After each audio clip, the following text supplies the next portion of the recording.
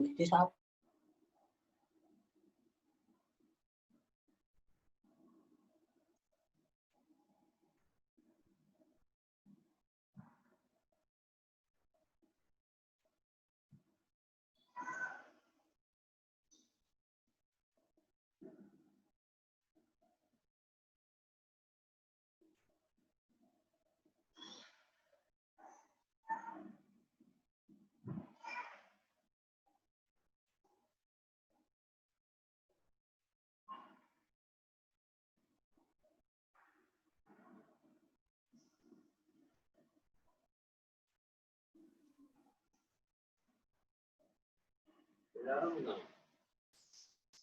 और थोड़ी रात दर थोड़ी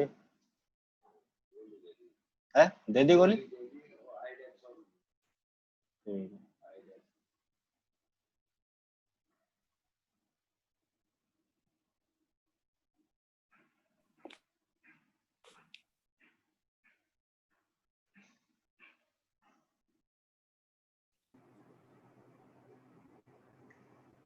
हाँ भाई, आवाज आ रही है मेरी आप लोगों को? Yes sir. Okay yes sir. Yes sir. Okay. देखिए भाई, कल अपना एक क्वेश्चन चल रहा था कि निम्न में से कौन सी कक्षकें संभव नहीं है। तो इसके लिए मैंने बताया था कि अपन किसका मान देखते हैं, एन और एल का मान देखते हैं। यदि हमारा एन और एल का मान एक समान प्राप्त हो रहा है, एन का मान जितना है उतना ही मान हमारा किसका है, एल का है, तो वो कक्षक कभी भी संभव नहीं होती। क्योंकि किसी भी कक्षक के लिए अपन लिख सकते हैं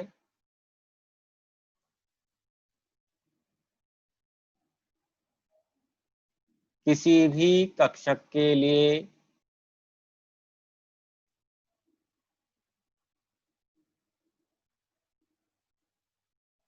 एन तथा एल का मान, एन तथा एल का मान कभी भी समान नहीं हो सकता।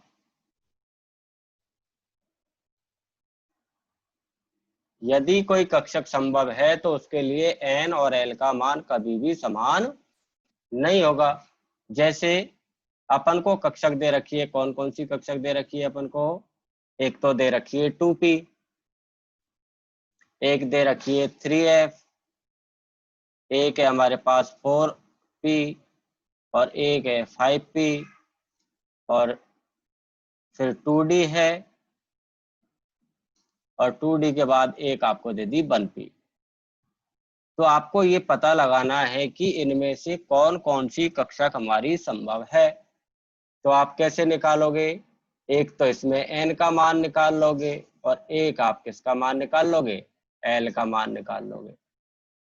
तो देखिए 2p कक्षक की जब हम बात करेंगे तो 2p 2 मान कौन सा होता है हमारा, n का मान होता है, n का मान 2 आ गया। और p के लिए आपको बताया था s के लिए तो 0 होता है, p के लिए 1 होता है l का मान, d के लिए 2 होता है और f के लिए 3 होता है। ये हमारे कौन से मान होते हैं? ये हमारे मान होते हैं l के मान, द्विवंशी क्वांटम संख्या के मान। तो l का मान p के लिए कितना आएगा, 1। इसी प्रकार 3f में निकालोगे, n का मान आ गया 3 और f के लिए l का मान होगा कितना, 3। इसी प्रकार 4p के लिए n का मान हो गया 4 और p का l का मान हो गया 1। 5p के लिए निकालोगे, n का मान हो गया 5 और p के लिए l का मान कितना होता है, 1। फिर 2d के लिए निकालोगे, n का मान 2 और d के लिए l का मान कितना होता है, 2। फिर हमारा 1p, n का मान 1 है, p के लिए l का मान भी कितना है, 1। तो इनमें देखिए कि n और l का मान किस किस में समान आ रहा है। देखो इसमें समान नहीं है लेकिन 3f में समान है, एक तो हो गई हमारी 3f। फिर 4p में समान नहीं है, 5p में समान नहीं है, लेकिन 2d में n और l के मान समान है। फिर 1p में भी n और l के मान समान है। तो कौन कौन सी कक्षक संभव नहीं है? 3f संभव नहीं है, 2d संभव नहीं है और 1p संभव नहीं है। तो ये हमारी जो कक्षकें हैं ये संभव नहीं है, इनके अलावा सभी कक्षकें हमारी संभव है। ओके,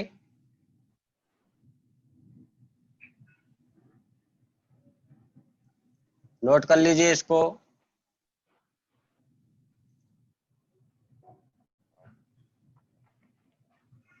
कर लिया? ये नोट कर लिया?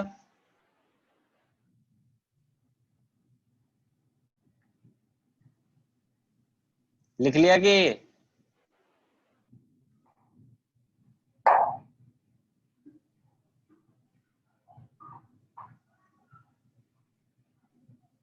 क्या आपको मेरी आवाज आ रही है?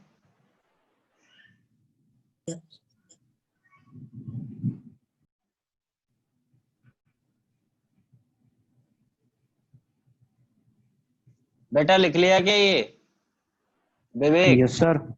Okay, yes sir. बोल दिया करो जिससे अपन यस अगले सर। टॉपिक। ओके, समझ में आ गया ना ये?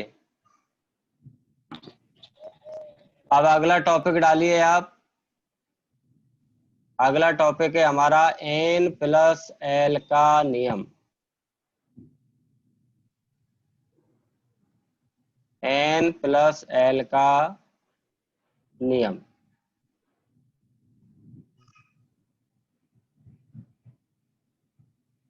n+l का नियम। देखिए भाई, n+l का नियम क्या कहता है? n+l का नियम ये कहता है, इस नियम के अनुसार हम किसी कक्षक में इलेक्ट्रॉन भर सकते हैं। अब 2 या 2 से अधिक कक्षकें हैं तो पहले इलेक्ट्रॉन कौन सी कक्षक में भरा जाएगा और बाद में इलेक्ट्रॉन कौन सी कक्षक में भरा जाएगा, तो कक्षकों में इलेक्ट्रॉन भरने के क्रम को बताने का कार्य करता है हमारा n+l का नियम। तो हम इस नियम से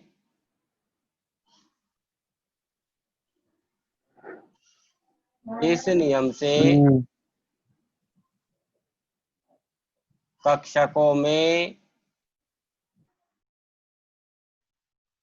इलेक्ट्रॉन भरते हैं। तो यदि आपसे पूछा जाए कि n+l के नियम का उपयोग क्यों किया जाता है, तो कक्षकों में इलेक्ट्रॉन भरने के लिए। कक्षकों में इलेक्ट्रॉन भरने के लिए हम कौन से नियम का पालन करते हैं? तो n+l के नियम का हम पालन करते हैं। अब ये नियम क्या कहता है? तो इस नियम के अनुसार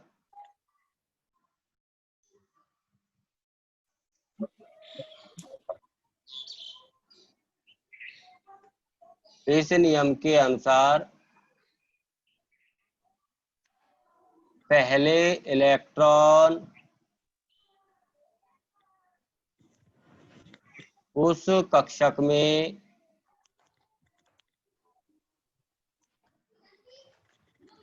भरते हैं जिसके लिए n+l का योग n और l के मान को जोड़ दे, n+l का योग न्यूनतम प्राप्त होता है। क्या नियम हो गया? पहले इलेक्ट्रॉन उस कक्षक में भरा जाएगा जिसके लिए n+l का जो योग होगा वो न्यूनतम प्राप्त होगा। अब मान लीजिए ऐसी स्थिति आ जाती है कि 2 या 2 से अधिक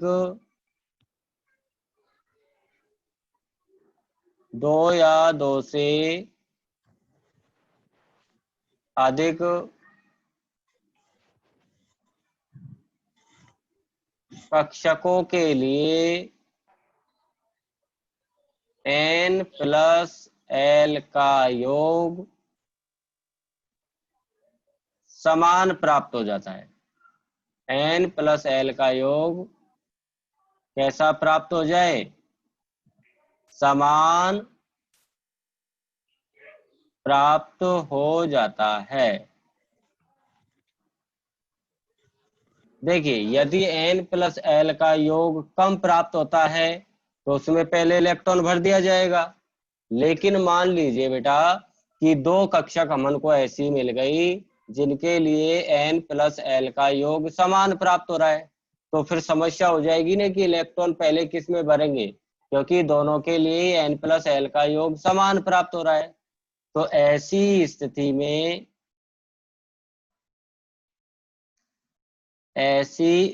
में पहले इलेक्ट्रॉन उस कक्षक में भरा जाएगा जिसमें n का मान न्यूनतम होता है। ये 2 पॉइंट हमको इस नियम के अंतर्गत याद रखने हैं। देखिए, पहली चीज, n प्लस l का नियम किसके लिए लागू होता है? कक्षकों में इलेक्ट्रॉन भरने के लिए। अब ये नियम, इसमें 2 नियम आते हैं।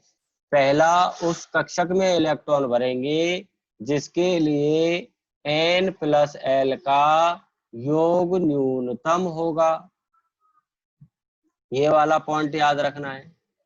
पहले इलेक्ट्रॉन उस कक्षक में भरेंगे जिसके लिए n प्लस l का योग न्यूनतम प्राप्त होगा। लेकिन यदि 2 या 2 से अधिक कक्षकों के लिए n प्लस l का योग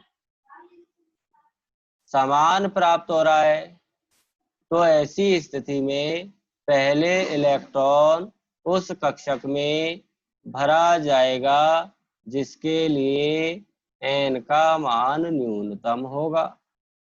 ये 2 चीजों को याद रख करके हम इलेक्ट्रॉन भरेंगे।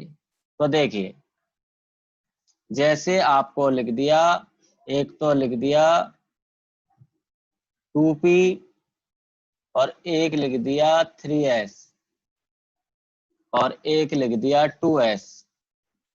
तो अब आपसे ये पूछा जाए कि भाई पहले इलेक्ट्रॉन किस में भरेगा, इनका इलेक्ट्रॉन भरने का क्रम क्या होगा? तो आप क्या करोगे, इनके लिए n और l के मान निकाल लोगे। n का मान निकालोगे और l का मान निकालोगे। इसके लिए n का मान 2 है, इसके लिए n का मान 3 है और इसके लिए n का मान 2 है। अब l का मान निकालो। p के लिए l का मान होता है 1, s के लिए होता है 0 और s के लिए यहाँ भी होगा 0।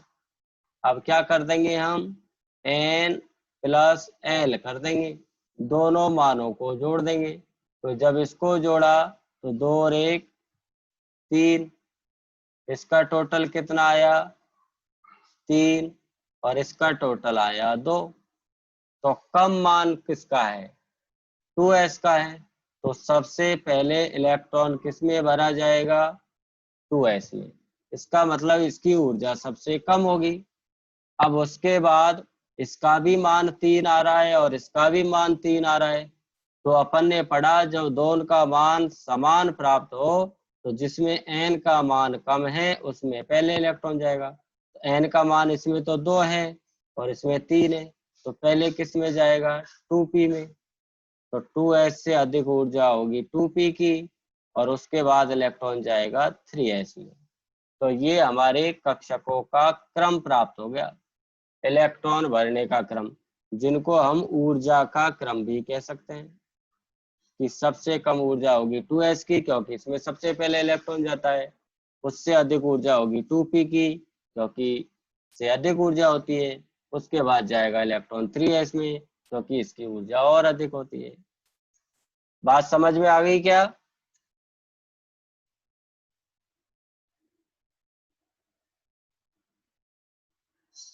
हाँ भाई, ये बात समझ में आ गई? हाँ सर।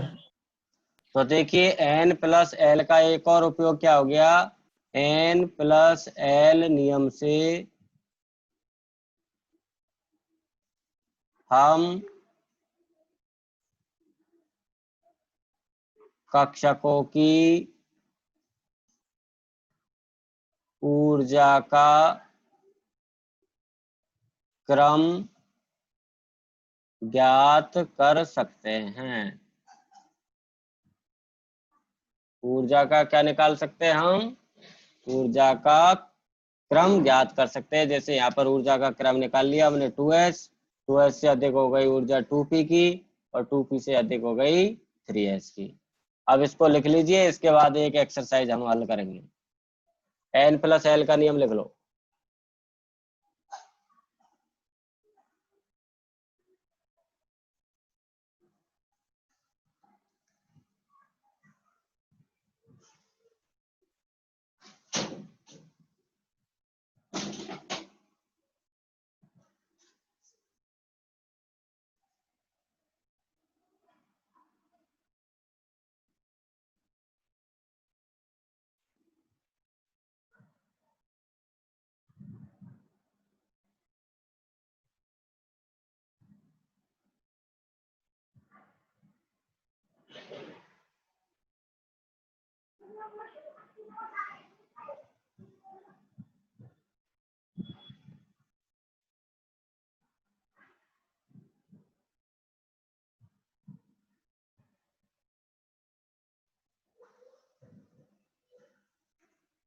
लिख लिया है यहाँ तक? हाँ sir. Yes sir, yes sir. चलो ये एग्जाम्पल लिख लो।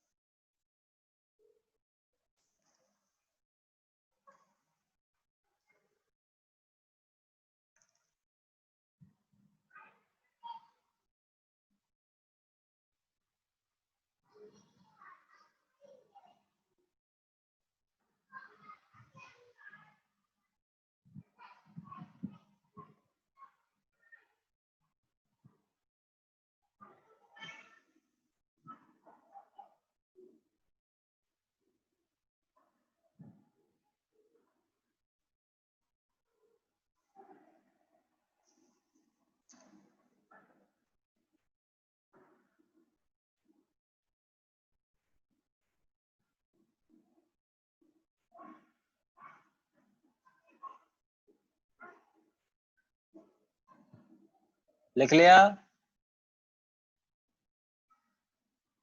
Yes sir. ओके। अब देखो एक क्वेश्चन दे रहा हूँ, इस क्वेश्चन को हल करके मुझे अपना नाम लिखोगे उस पन्ने पर, और उस पर नाम लिख करके एक क्वेश्चन को हल करके और व्हाट्सएप करोगे। फिर मैं आपके आंसर को चेक करूंगा किसका सही है और किसका गलत है। तो ये क्वेश्चन लिखिए, इसको हल करके मुझे शाम तक भेजना है। लिखिए क्वेश्चन, निम्न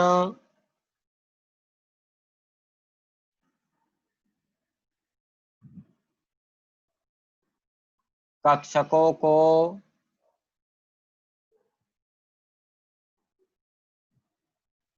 ऊर्जा के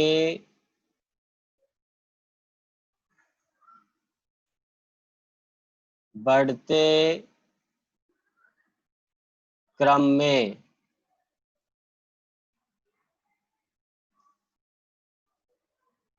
व्यवस्थित कीजिए। आपको कक्षकें दी हुई है, इनको ऊर्जा के बढ़ते हुए क्रम में लिखना है। और आपको कौन कौन सी कक्षक दे रखी है? एक 3D, 2s, 5p, 6s, 4D,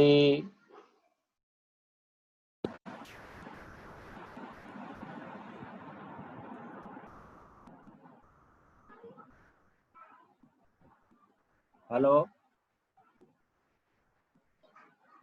हाँ भाई, आवाज आ रही है क्या? Yes sir. यस सर, आ रही है। ये तो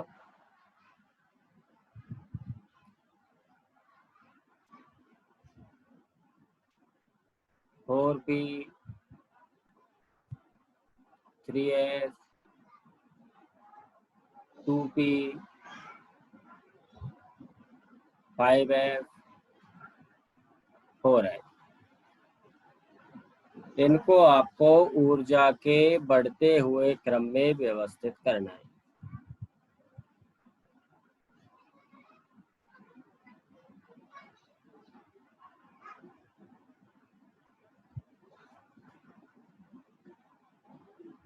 लिख लिया? Yes sir. चलो अब अगली हेडिंग डाल दो। अगला नियम आता है हमारा पाउली का अपवर्जन। पाउली का अपवर्जन नियम।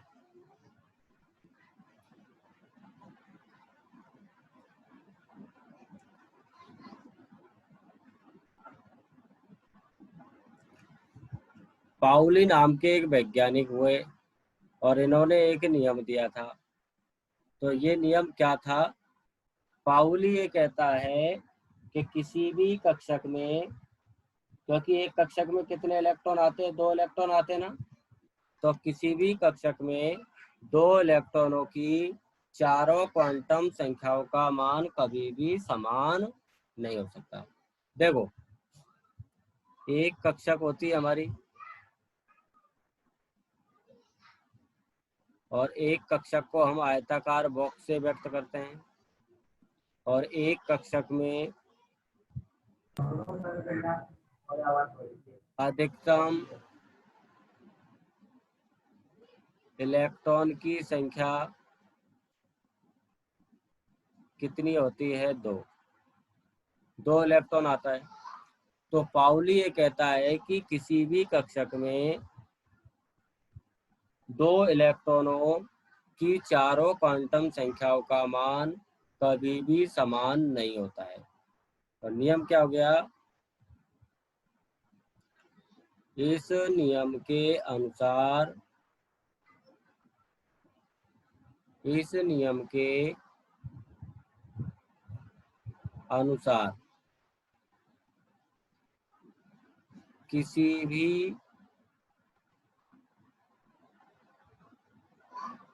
कक्षक के 2 इलेक्ट्रॉन 2 इलेक्ट्रॉन की चारों क्वांटम संख्या। अब चारों क्वांटम संख्या हमने पढ़ी है, कौन कौन सी पढ़ी थी? मुख्य क्वांटम संख्या n, द्विवंशी क्वांटम संख्या l, चुंबकीय क्वांटम संख्या m, और चक्रण क्वांटम संख्या s। चारों क्वांटम संख्याओं का मान कभी भी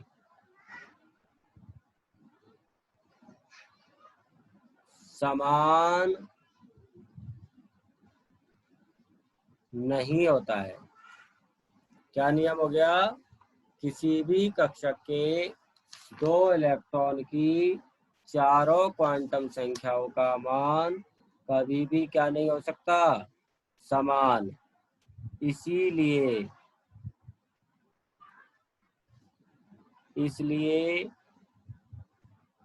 एक कक्षक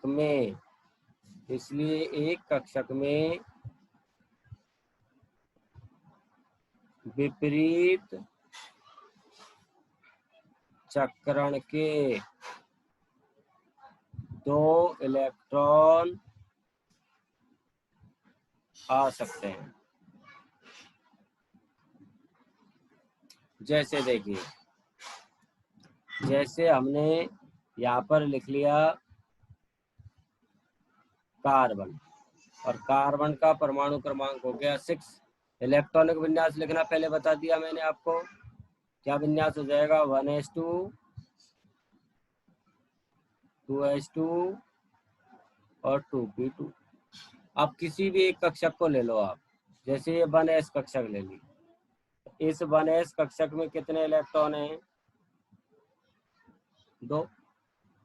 अब दोनों इलेक्ट्रॉनों के लिए चारों क्वांटम संख्याओं का मान निकालो, n का, l का, m का और s का। तो देखो 1s कक्षक है ना ये, n का मान क्या हो गया 1 और l का मान क्या होता है n-1 तक होता है, 1 में से 1 जाएगा तो 0। चुंबकीय क्वांटम चक्रण क्वांटम संख्या का मान क्या होता है चुंबकीय क्वांटम संख्या का -l से +l तक। तो यहाँ पर 0 है l का मान, m का मान भी क्या होगा 0 और s के मान 2 ही होते हैं, दक्षिणावर्त के लिए +1/2 और वामावर्त के लिए -1/2। तो ये दक्षिणावर्त इलेक्ट्रॉन है तो इसके लिए आ गया +1। ये तो आ गया आपका इस इलेक्ट्रॉन के लिए। अब आप इस इलेक्ट्रॉन के लिए निकालिए, इसके लिए n का मान क्या होगा वही 1 होगा, l का मान क्या होगा 0, m का मान क्या होगा 0, लेकिन s का मान क्या होगा, क्योंकि ये विपरीत चक्रण का है तो -1/2। तो देखो n l m के मान समान है लेकिन s का मान समान नहीं है, तो चारों क्वांटम संख्याओं का मान कभी भी समान नहीं होगा। चक्रण जो क्वांटम संख्या है उसका मान तो हमेशा अलग ही होगा। ओके,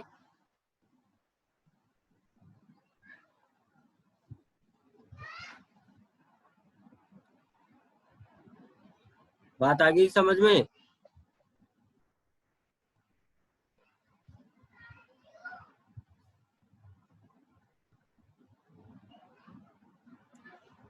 अरे क्या हुआ, हेलो?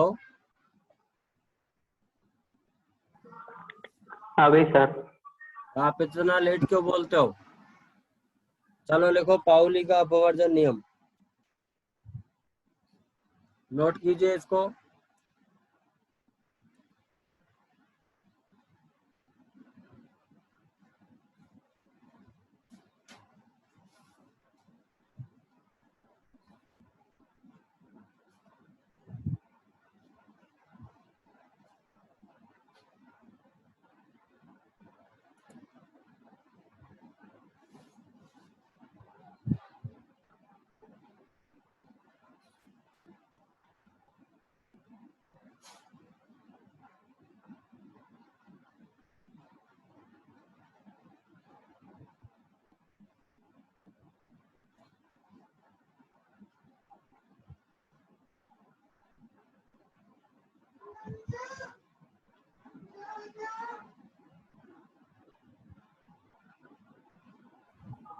लिख लिया सर।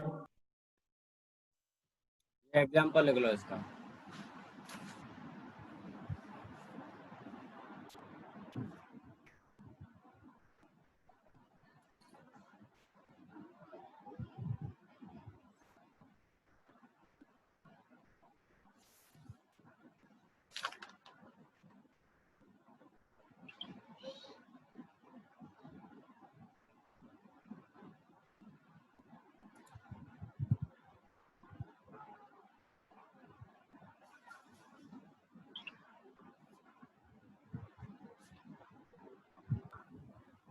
लिख लिया।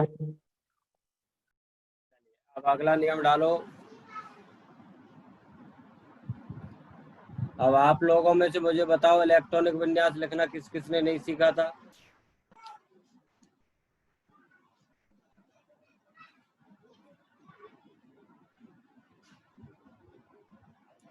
हाँ भाई, आप लोगों में से इलेक्ट्रॉनिक विन्यास लिखना किस किसने नहीं सीखा? सर हमने नहीं सीखा। सर मैंने। नाम बोलो सर अपने। मैंने भी नहीं सीखा। सर मैंने भी नहीं सीखा। विवेक नाम गुर्जर बोल खेड़ला। के चलेगी। विवेक गुर्जर खेड़ला सर, मैंने नहीं सीखा। ओके, अब देख लो एक बार, फिर इसके बाद ये एक एक्सरसाइज और हल करके बतानी है आपको। आज मैं वापस रिपीट कर रहा हूँ एक बार और, उसके बाद हम पर अगला नियम पढ़ेंगे इलेक्ट्रॉनिक विन्यास लिखना। देखिए, इलेक्ट्रॉनिक विन्यास लिखने के लिए आपको कक्षकों के ऊर्जा के क्रम की आवश्यकता पड़ेगी। तो ऊर्जा का क्रम कैसे निकालोगे? आप 1 से लेकर के 7 तक फर्स्ट लाइन में नंबर लिखोगे, 1 2 3 4 5 6 और 7। इसके बाद एक अंक छोड़ देना, फिर अगली लाइन से लिख लेना 2 3 4 5 6। एक अंक ऊपर छोड़ देना, एक नीचे छोड़ देना। फिर अगली लाइन से लिखना 3 4 5। एक अंक ऊपर से छोड़ना है, एक नीचे से छोड़ना है। उसके बाद फिर अगला अंक छोड़ो, फिर लिखो 4। फिर एक अंक नीचे से छोड़ दिया, एक ऊपर से छोड़ दिया। अब देखिए, जो आपने फर्स्ट लाइन लिखी है उसमें तो लिखना है एस, तो ये हो जाएगा 1s 2s 3s, ऐसे बोला जाएगा 4s 5s 6s 7s। इसको 55 मत समझना, 5s। फिर अगले लाइन में लिखना है p, 2p 3p 4p 5p 6p। अगली लाइन में लिखना है d, 3d 4d 5d। और अगली लाइन में लिखना है f। क्योंकि 4 कक्षक होती है आपके पास, एक s होती है, एक p होती है, एक d होती है और एक f होती है। तो पहली लाइन में लगाना है s, दूसरी में p, तीसरी में d और चौथे में f। इन सबको गोले में बंद कर दो। ये हमने इनके ऊपर लगा दिया गोला, इस तरीके से। तो आफमाऊ नाम के एक वैज्ञानिक हुए थे और इन्होंने कक्षकों को ऊर्जा के बढ़ते क्रम में व्यवस्थित किया था। तो अपन इस डायग्राम से कक्षकों की ऊर्जा का क्रम निकाल सकते हैं। सिंपल सा तरीका है, 1 से 7 तक नंबर लिखने हैं, एस लगाना है। फिर 2 से 6 तक नंबर लिखने हैं, पी लगाना है। फिर 3 से 5 तक नंबर लिखने हैं, डी लगाना है। फिर 4f रह जाएगी। अब इसके बाद क्या करोगे? इसके बाद इनको तिरछा काट दोगे। अब तिरछा इनको काटना है आपको। तो देखिए, तिरछा काटोगे, ये इसमें से तीर गया फर्स्ट लाइन में से, फिर इस सेकंड में से तीर गया, फिर इस थर्ड में से तीर गया, फिर इस फोर्थ में से तीर गया, फिर इस फिफ्थ में से तीर गया, फिर इसमें से ये तीर गया और लास्ट तीर चला जाएगा आपका इस लाइन में से। बस, अब इसके अनुरूप ही हम कक्षकों की ऊर्जा का क्रम लिख देंगे।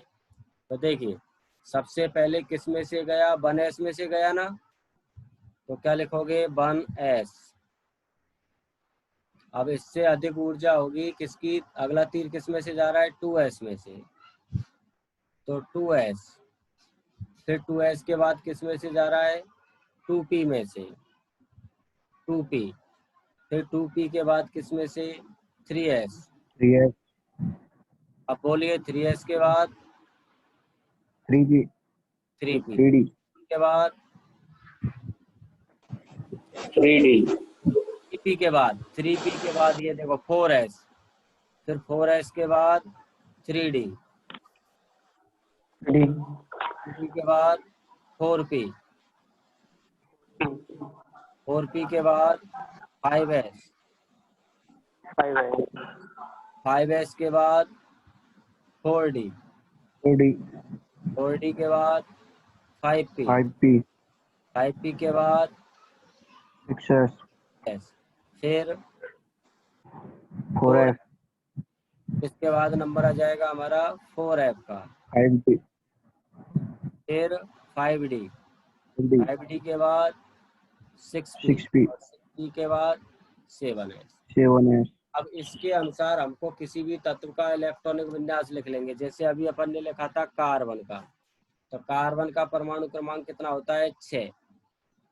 तो सबसे पहले इलेक्ट्रॉन किस में भरेंगे 1s में। अब देखिए यहाँ पर आपने ये पहले पढ़ लिया है, s में अधिकतम कितने इलेक्ट्रॉन आते हैं 2, p में कितने आते हैं 6, मुख्य क्वांटम संख्या में पढ़ा है। d में कितने आते हैं 10 और f में कितने आते हैं 14। तो आप सबसे पहले इलेक्ट्रॉन किस में भर रहे हो 1s में। तो s में कितने इलेक्ट्रॉन आएंगे 2 इलेक्ट्रॉन को घात के रूप में लिख दो। तो ये हो गया 1s2। अब इसके बाद 1s के बाद किसका नंबर आएगा 2s का। तो ये लिख दिया आपने 2s। s में कितने इलेक्ट्रॉन आते हैं 2, ये 2 इलेक्ट्रॉन भर दिए। अब 6 में से 4 इलेक्ट्रॉन तो भर दिए। उसके बाद किसका नंबर आएगा 2p का। हाँ क्या अब कितने इलेक्ट्रॉन बचे हमारे, कितने इलेक्ट्रॉन बचे?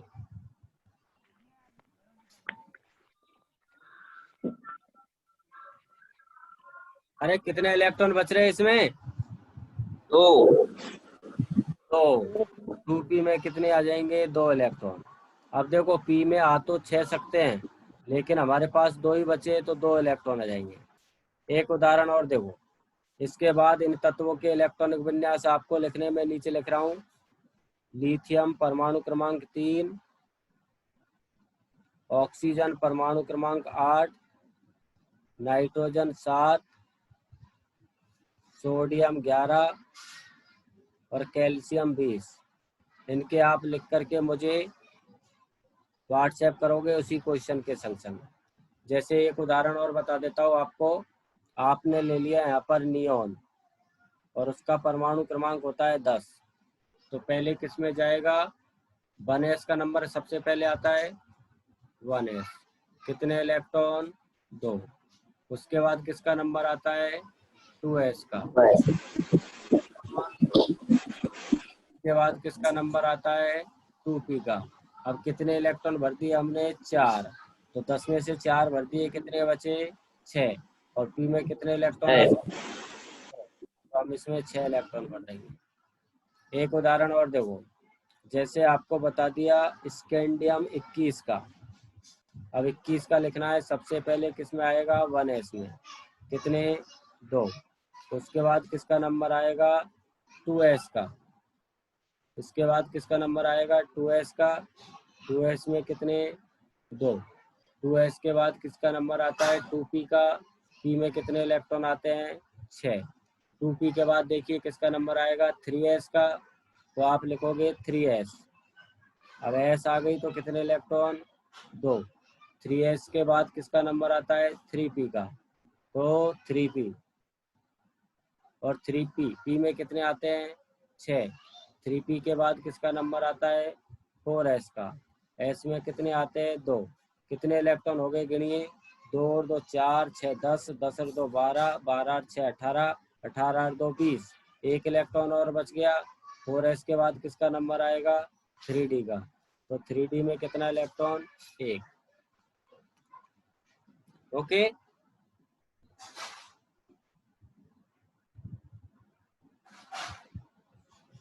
आ गया समझ में? Yes sir. चलो तो ये क्वेश्चन